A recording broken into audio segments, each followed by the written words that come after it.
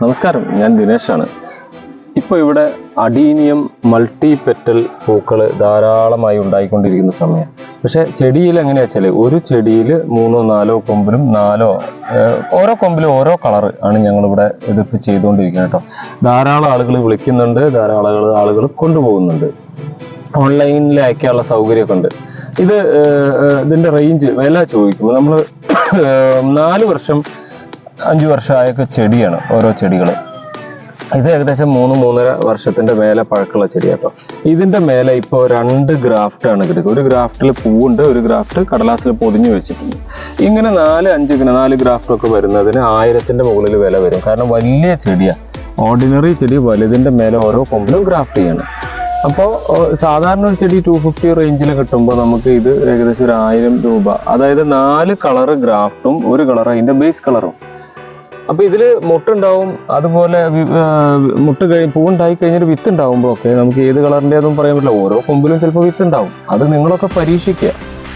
പിന്നെ പൂക്കളുടെ ഭംഗി കണ്ടിട്ട് ആളുകൾ, നമ്മൾ വീഡിയോ എത്ര ചെയ്താലും ആളുകൾ ചോദിക്കുന്നത്, എനിക്കിപ്പോഴും മെസ്സേജ് ഇടുന്നത് 4 കളറിന്റെ വിത്ത്, 5 കളർ സിംഗിൾ പെറ്റലിന്റെ വിത്ത് എന്നൊക്കെയാണ്. അപ്പൊ ഞാൻ വീണ്ടും പറയുന്ന കാര്യം, നമുക്ക് അങ്ങനെ വിത്ത് തരാൻ പറ്റില്ല. നമുക്ക് കോമൺ ആയിട്ടുള്ള വിത്ത് എന്നുള്ള പേരിൽ തരികയാണ് കേട്ടോ. ഇത് ഞാൻ പല വീഡിയോയിലും പറഞ്ഞിട്ടുള്ളതാണ്.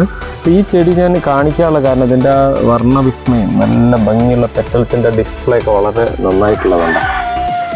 ഇനി ഞാൻ പറഞ്ഞു, ഇതിൽ കൃത്യമായ വളപ്രയോഗം നിങ്ങൾ നടത്തിക്കൊണ്ടിരുന്നാൽ മാത്രമേ ഇതിൻ്റെ ഗ്രോത്തും ഇതെല്ലാം ശരിയാവുള്ളൂ. പിന്നെ ഈ ആളുകൾ ചോദിക്കുന്ന മറ്റൊരു കാര്യം, ഈ ചെടികളുടെ ഇതേ കളറുകളുടെ ചെറിയ ചെടി കിട്ടുമെന്നുള്ളതാണ്. ഇവിടെ നമ്മൾ എന്താ ചെയ്യുന്നത് വെച്ചാൽ, നമ്മൾ ഒഴിവിനനുസരിച്ച് ഒരു ദിവസം 5-10 ചെടി ഗ്രാഫ്റ്റ് ചെയ്യും.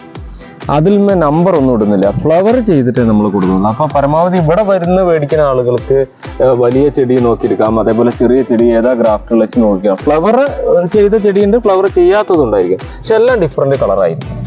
അപ്പം നിങ്ങൾ ഇത്തരം മൾട്ടിഗ്രാഫ്റ്റ് പ്ലാന്റുകൾ വേണമെന്നുള്ള ആളുകളും അതുപോലെ അതിൻ്റെ ചെറിയ ചെടികൾ വേണമെന്നുള്ള ആളുകളും മെസ്സേജ് അയച്ചോളൂ, അല്ലെങ്കിൽ വിളിക്കുക.